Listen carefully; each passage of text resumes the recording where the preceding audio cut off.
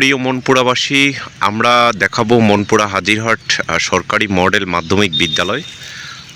আজকে এই পুরো স্কুলটি আমরা দেখাবো, স্কুল ক্যাম্পাসটি দেখাবো এবং স্কুলের ইতিহাস সম্পর্কে আপনাদের সাথে কথা বলবো। বলছি ভোলা ট্যুর 24.com থেকে। আমরা বলি দ্য ডিসকভারি অফ ভোলা, ভোলার আবিষ্কার। ভোলার মনপুরা একটি উপজেলা। এই দ্বীপ উপজেলা দেখার জন্য অনেক মানুষ বিভিন্ন প্রান্ত থেকে এসে থাকে। এই শিক্ষা প্রতিষ্ঠানটি মনপুরা উপজেলাকে লিড দিয়ে থাকে এই হাজিরহাট সরকারি মডেল মাধ্যমিক বিদ্যালয়। আমরা দেখাচ্ছি বিদ্যালয়টি প্রবেশ করার জন্য যেটি, এবং বিদ্যালয়টি 1977 সালে প্রতিষ্ঠা হয়েছিল। আমরা সেই বিদ্যালয়টি দেখাচ্ছি এবং বিদ্যালয়ের পাশে দেখতে পাচ্ছেন অনেক সুন্দর অনেকগুলো গাছ রয়েছে, পুরনো একটি ভবন রয়েছে এবং পাশে হাজিরহাট লঞ্চঘাট যেটি রয়েছে সেই লঞ্চঘাটের রাস্তাটি রয়েছে। এখান দিয়ে প্রবেশ পথ এবং স্কুলের পাশে সামনের একটি পুকুর রয়েছে, সেই পুকুরটি রয়েছে, লেক রয়েছে এবং পাশে অনেকগুলো গাছ রয়েছে, সৃষ্টি গাছ যেইগুলো, এবং পাশাপাশি আজকে বৃষ্টির দিন, সেজন্য হয়তো ওয়েদারটা তত একটি ভালো নয়। আমরা হয়তো বৃষ্টি ছাড়া যদি ভিডিও করতাম হয়তো অনেক সুন্দর লাগতো।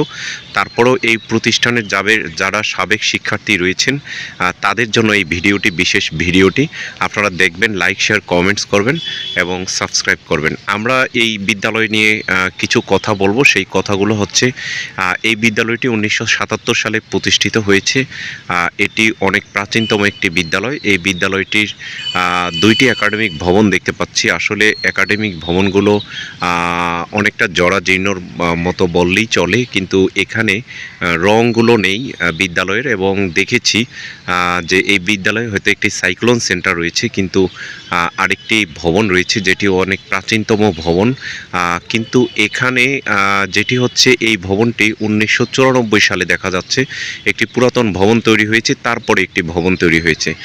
কিন্তু দুঃখের বিষয় সারা বাংলাদেশে এতগুলো শিক্ষা প্রতিষ্ঠানে নতুন নতুন একাডেমিক ভবন পেয়েছিল, কিন্তু এই শিক্ষা প্রতিষ্ঠানটি একটিও একাডেমিক ভবন পায়নি। সেই জন্য আসলে অনেকটা দুঃখ লাগে।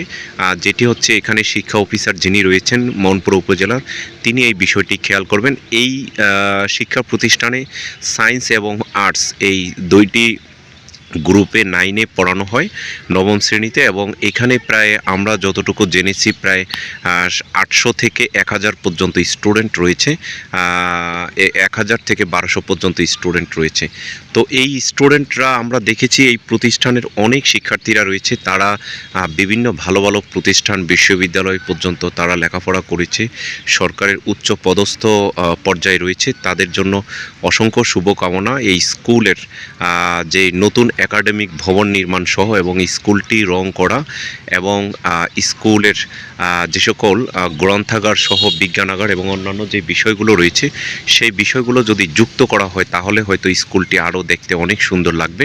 এবং স্কুলের চারপাশে যদি প্রাচীর নির্মাণ করা হয় তাহলেও স্কুলটি আরও ভালো লাগবে। তবে স্কুলের দেখেছি যে শহীদ মিনারটি, স্কুলের কোনো শহীদ মিনার আশপাশে দেখা যাচ্ছে না।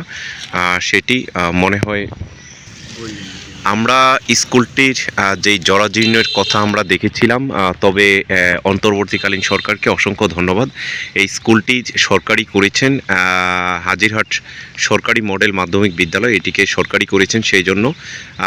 এবং এই সরকারি প্রতিষ্ঠানটির শহীদ মিনারটি নেই দীর্ঘদিন পর্যন্ত। এখানে নতুন একটি শহীদ মিনার নির্মাণ করার কথা। এত বড় ক্যাম্পাস, এত বড় স্কুল বাকি এখানে সেইভাবে হাজিরহাট যে পৌরসভার মধ্যে সেখানে নেই।